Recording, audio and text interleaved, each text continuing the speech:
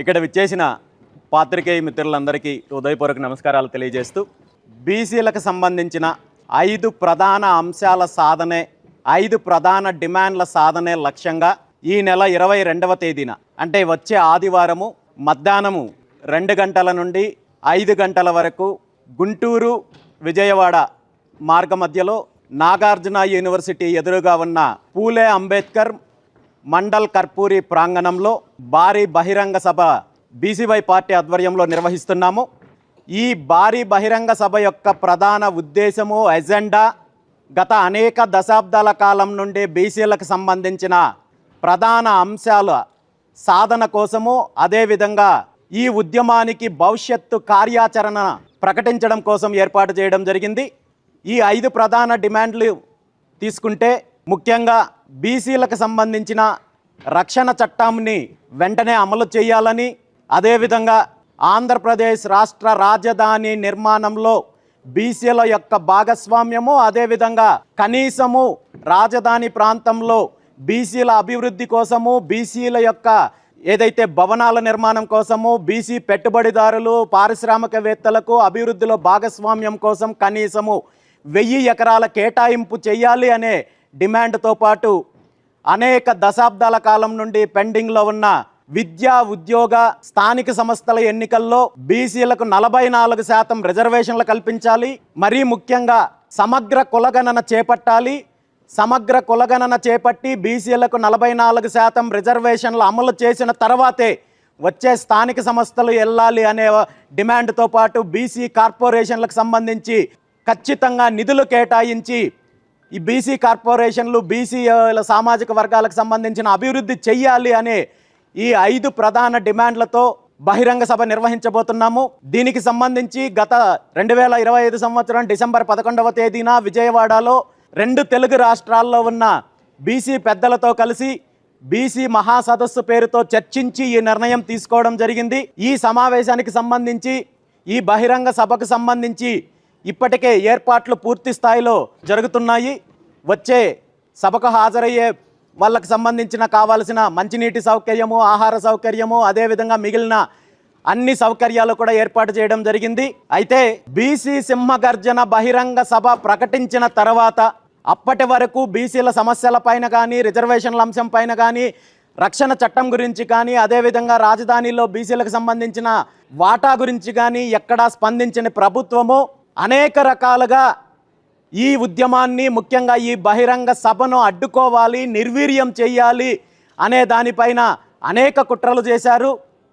ఇందులో ప్రధానంగా బీసీలకు సంబంధించి ఏదైతే 5 డిమాండ్లు చేశామో ఈ 5 డిమాండ్లు కూడా ప్రభుత్వం ఏదో నెరవేర్చడానికి అడుగులు ముందుకు వేస్తోందన్నట్టు తప్పుదారి పట్టించే కార్యక్రమము, బీసీల్లో వస్తున్న చైతన్యాన్ని, మార్పుని నిర్వీర్యం చేసే కార్యక్రమము, నీరుగార్చే ప్రయత్నం జరిగింది.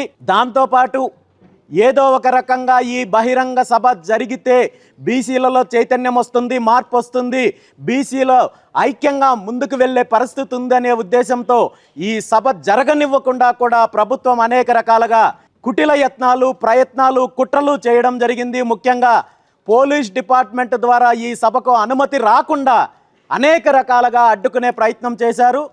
గత 4వ తేదీన మేము పోలీస్ డిపార్ట్మెంట్కి దరఖాస్తు చేసుకున్నప్పటికీ కూడా సభకు అనుమతి ఇస్తున్నారో లేదో అని తెలియజేయడానికి కూడా ఆలస్యం చేస్తూ ఎటువంటి సమాధానం ఇవ్వకుండా ఇబ్బందులు పెట్టే కార్యక్రమం చేస్తే గౌరవ హైకోర్టు వారిని సంప్రదించి దీని మీద ఈ సభ యొక్క ప్రధాన ఉద్దేశాలు తెలియజేస్తే గౌరవ హైకోర్టు వారు ఈ బహిరంగ సభ ఏర్పాటు చేయడానికి, అదేవిధంగా బహిరంగ సభ నిర్వహించడానికి కావలసిన అనుమతులు నిన్న మంజూరు చేయడం జరిగింది. దీనికి సంబంధించిన ఆదేశాలు స్పష్టంగా ఇవ్వడం జరిగింది. ఈరోజు రాష్ట్రంలో ఉన్న 50% పైగా జనాభా ఉన్న సుమారు 3 కోట్ల మందికి పైగా ఉన్న జనాభాకు సంబంధించిన ప్రధాన డిమాండ్లు నెరవేర్చుకోవడానికి, శాంతియుతంగా చేస్తున్న పోరాటానికి, బహిరంగ సభకి అడ్డు చెప్తూ అదేవిధంగా అడ్డుకునే కుట్ర చేస్తున్న ప్రభుత్వానికి ఇది నిజంగా చెంపదెబ్బ లాంటిది. ఎందుకంటే బీసీలు మాకు వెన్నెముక అని చెప్పుకునే తెలుగుదేశం పార్టీ కానీ, ముఖ్యమంత్రి చంద్రబాబు నాయుడు గారు కానీ, మరి బీసీలు చేసే ఉద్యమానికి కానీ బీసీలు చేసే న్యాయమైన డిమాండ్లకు అడ్డుకుంటూనే బెదిరించే కార్యక్రమాలు చేస్తున్నారంటే నిజంగా బీసీల సమస్యలపైన ప్రభుత్వానికి, ముఖ్యమంత్రి చంద్రబాబు నాయుడు గారికి ఎలాంటి చిత్తశుద్ధి ఉందో దీన్ని బట్టి అర్థం చేసుకోవచ్చు. వీళ్ళు ఎన్ని కుట్రలు చేసినా ఈ బహిరంగ సభ సజావుగా ప్రశాంతమైన వాతావరణంలో జరుగుతుంది. ఖచ్చితంగా ఈ 5 ప్రధాన డిమాండ్లు సాధించడానికి భవిష్యత్తు ప్రణాళిక కూడా ఈ సభ ద్వారా ప్రకటించబోతున్నాము. ఖచ్చితంగా బీసీలకు సంబంధించిన న్యాయమైన డిమాండ్లు పరిష్కరించేంత వరకు, ఈ డిమాండ్లు సాధించేంత వరకు ఈ ఉద్యమం కొనసాగుతుంది. దానికి బీసీవై పార్టీ నేతృత్వం వహిస్తుంది. ఈ ఉద్యమంలో కలిసి వచ్చే అన్ని వర్గాలను, అన్ని సంఘాలను, అన్ని పార్టీలను కూడా కలుపుకొని ముందుకెళ్లే ప్రయత్నం చేస్తాము. భవిష్యత్తులో బీసీలకు సంబంధించిన అన్ని న్యాయపరమైన డిమాండ్లను సాధించే దిశగా ఈ పోరాటం కొనసాగుతుందని తెలియజేస్తూ, ఈ సమావేశానికి సంబంధించి కావలసిన ఏర్పాట్లన్నీ ఎవరికి ఎటువంటి ఇబ్బంది లేకుండా పూర్తి స్థాయిలో బీసీవై పార్టీ ఆధ్వర్యంలో ఏర్పాట్లు చేస్తున్నాము. ఈ సందర్భంగా మరీ ముఖ్యంగా పోలీస్ డిపార్ట్మెంట్ వారిని ఒకటే కోరుకుంటున్నాను. ప్రశాంతమైన వాతావరణంలో, శాంతియుతమైన వాతావరణంలో జరిగే ఈ బహిరంగ సభకు సంబంధించిన ఏర్పాట్లు పూర్తి స్థాయిలో ఏర్పాటు చేయడం జరిగింది.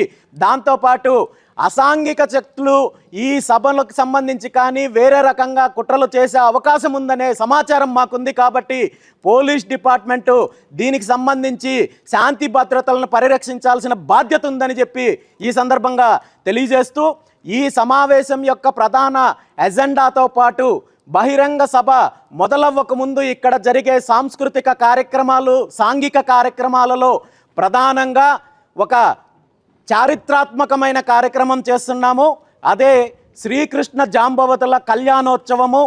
గతంలో ద్వాపర యుగంలో శ్రీకృష్ణ పరమాత్ముడు కేవలము తను ఒక భగవంతుడిలాగా మాత్రమే కాకుండా తను భవిష్యత్తు తరాలకు భగవద్గీతను అందించడమే కాకుండా కులాల వారీగా, వృత్తుల వారీగా ఉన్న కులాలను ఏకం చేయడానికి ఆనాడు జాంబవతీ దేవిని కులాంతర వివాహం చేసుకొని భవిష్యత్తు తరాలకు ఒక మంచి సందేశాన్ని ఇచ్చారు.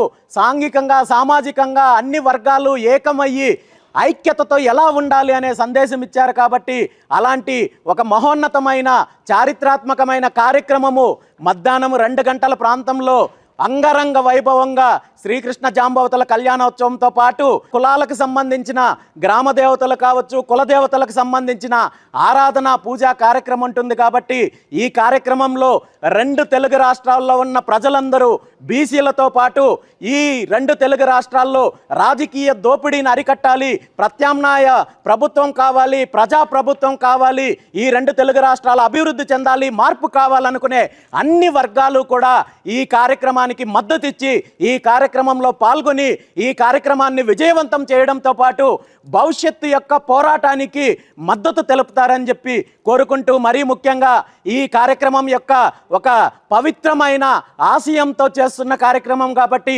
దీనికి మీడియా వారందరూ కూడా సహకరిస్తారని చెప్పి తెలియజేస్తూ, ఈ అవకాశం నాకు కల్పించిన ప్రతి ఒక్కరికి కూడా ధన్యవాదాలు తెలియజేస్తూ సెలవు తీసుకుంటున్నాను. Thank you very much. ఈ కార్యక్రమానికి సంబంధించి 2 తెలుగు రాష్ట్రాల్లో ఉన్న అనేక మంది బీసీ పెద్దలు కావచ్చు, బహుజన పెద్దలు కావచ్చు, అదేవిధంగా మేధావులు కావచ్చు హాజరవుతున్నారు. ఖచ్చితంగా వారి సందేశాన్ని ప్రజలకిచ్చే అవకాశం ఉంది.